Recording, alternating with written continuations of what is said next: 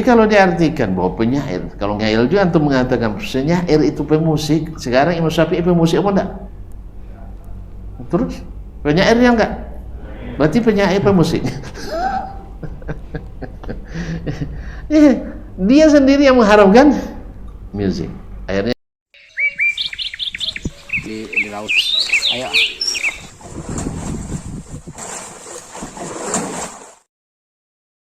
Hasilnya diharapkan kepada teman-teman ikhlas kepada Allah Subhanahu wa taala.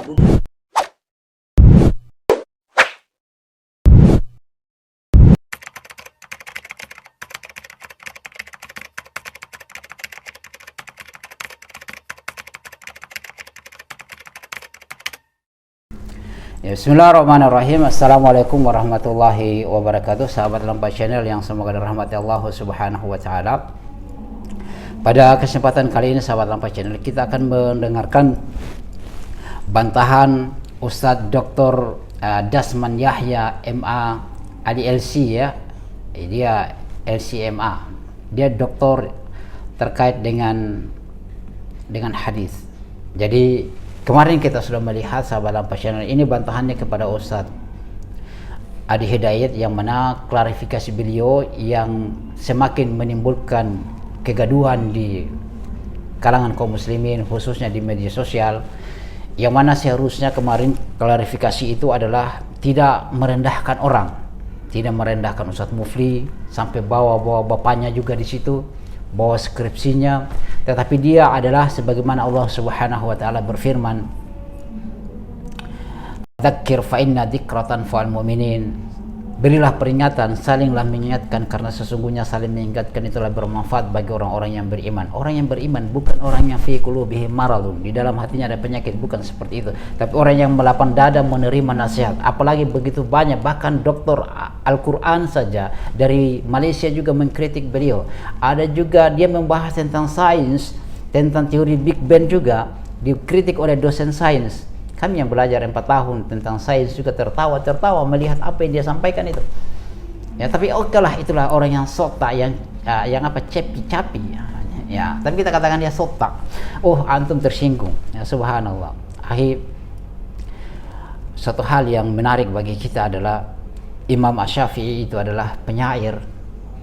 Tetapi dengan syair beliau sangatlah indah, syair beliau yang masyhur di kalangan kita semuanya, ya, masyhur di kalangan kita semuanya, yang kita di situ janganlah kita fanatik.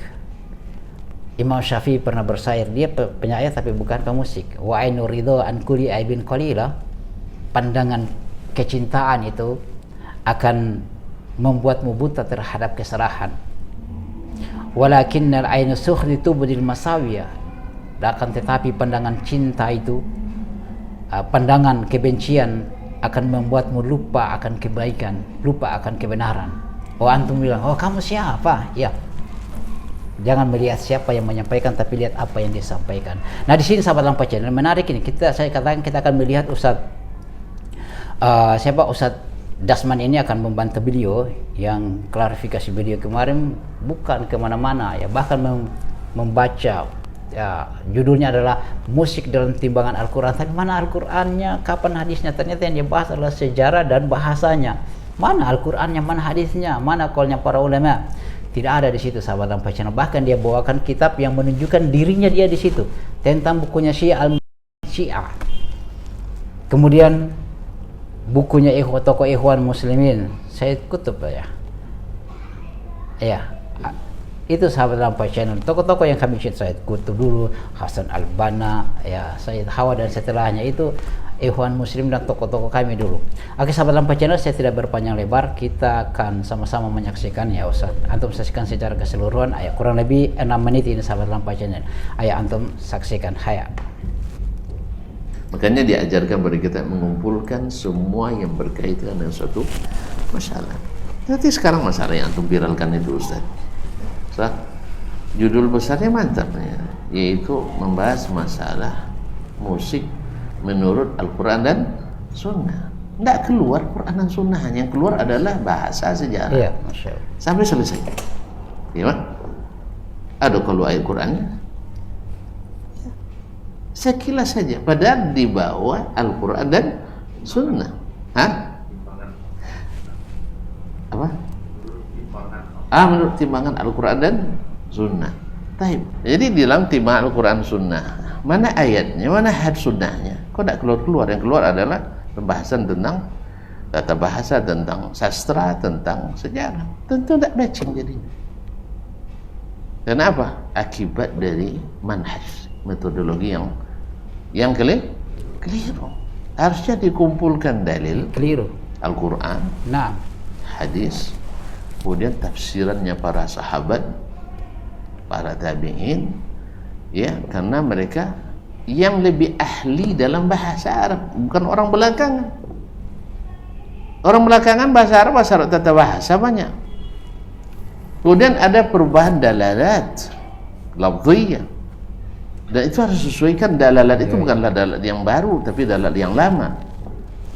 Kemudian mengambil pemahaman dari mereka, baru nanti keluar hasilnya. Taib, yang kemudian mengumpulkan ikhtiarat ashabil mazahib. Jangan lupa antum yang mengatakan kita tidak boleh keluar dari mazhab, harus bermazhab. Taib, sampai-sampai ada statement kalau nak jadi Ahlussunnah di Indonesia mesti bermazhab Syafi'i. Ayo ikuti Imam Syafi'i dalam bab ini. Berani tak? Yang ikut Imam Syafi'i di sini. tidak berani mereka. Kaum muslimin muslimat dimati Allah, ketika mengartikan syair itu sebagai pemusik atau musisi. Taib, artinya syair itu syaratnya mesti pakai musik. Taib, bukankah imam kita Asy-Syafi'i mengharamkan musik? Padahal dia ahli syair, penyair ulung. Antum mengartikan syair itu syaratnya mesti ada musik. Sekarang Imam Syafi'i rahimahullah ta'ala seorang penyair, tidak ada yang menyanggah bahwa syair Imam Asy-Syafi'i bizirwah, di puncak. Ini penyair ulung, legendaris bahasa sekarang ya. Sampai-sampai Imam ahli Nahwu mengatakan qaulus Syafi'i fil lughati hujjah.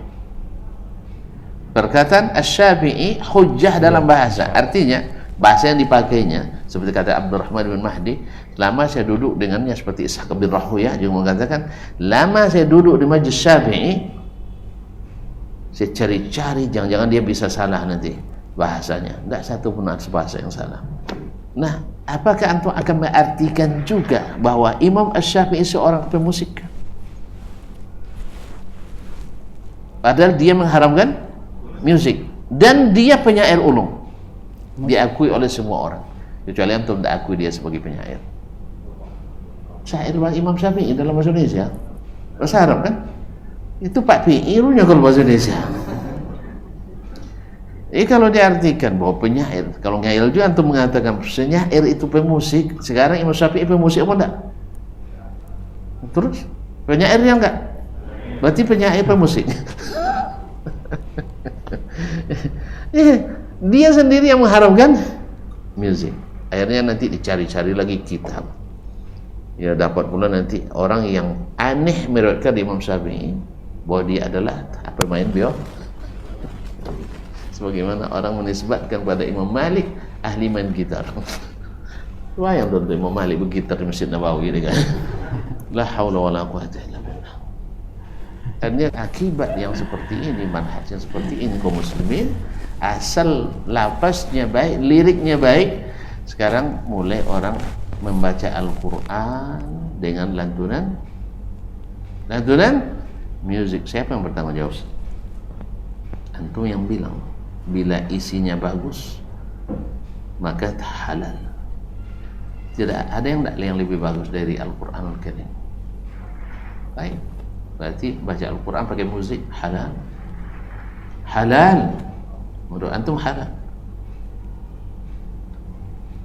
Jadi oleh itu kaum muslimin muslimat, ketika antum menggambarkan bahwa di samping Nabi ada musisi Hasan ibn Sabit, la haula wala quwwata, orang membayangkan, oh, kalau gitu tak apa dilarang-larang lagi. acara pesta setelah di bulan Syawal memperingati Idul Fitri sah? Hah? Karena Nabi sendiri ada musisinya. Oke lah, kita undang aja musik Islami nanti. Iya kan, orang kalau sudah dibuka penafsiran yang begini, semua orang akan menjadikan dalih bahwa Nabi punya pemusik. Kenapa kita larang-larang orang bermusik? Semua akan menamakan musik Islami, sehingga sholawatan pakai musik, yasinan pakai musik, besok sholat pakai musik. Akhirnya betul kata Nabi, kalian pasti akan ikut orang-orang sebelum kalian, sampai masuk ke lubang biawak pun kalian akan ikut. Maka jangan antum jadi penyebabnya umat ini masuk ke lubang biawak. Akibat daripada tadi, tidak dikumpulkan dulu dalilnya, tapi dibangun hukumnya dulu. Makanya rapuh. Iya, sahabat Lampai Channel, Masya Allah, barakallahu fiik. Bagaimana tanggapannya untuk sahabat Lampai Channel? Ya seperti begitu sahabat Lampai Channel, jangan membuka pintu agar orang-orang melakukan kejelekan, karena itu akan menjadi dosa jariah yang akan mengalir kepada kita semuanya. Ya seharusnya beliau Ustaz Adi Hidayat bertobatlah, supaya orang-orang itu tidak menjadikan dia sebagai rujukan dalam perkara-perkara yang dilarang oleh Nabi Sallallahu Alaihi Wasallam. Tapi yang jadi masalah kan dia nyeleneh juga. Karena apa? Rujukannya itu adalah Al-Marwadi, Syiah, tokoh-tokoh Syiah, dia menjadi rujukannya. Tokoh-tokoh Ikhwan Muslimin yang juga saat itu tokoh-tokoh saya juga, ya Sayyid Qutb yang menjadi favorit, dan itu kitab yang dia baca.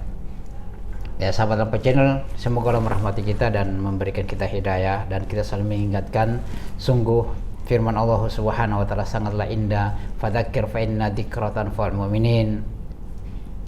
Ya salinglah mengingatkan, karena sesungguhnya mengingatkan itu bermanfaat bagi orang-orang yang beriman, orang-orang yang mau kembali kepada Allah Subhanahu wa taala, mendapatkan ridha Allah Subhanahu wa taala. Demikian, semoga Allah merahmati kita. Subhanakallahumma wa bihamdika, asyhadu an la ilaha illa anta, astaghfiruka wa atubu ilaik. Assalamualaikum warahmatullahi wabarakatuh.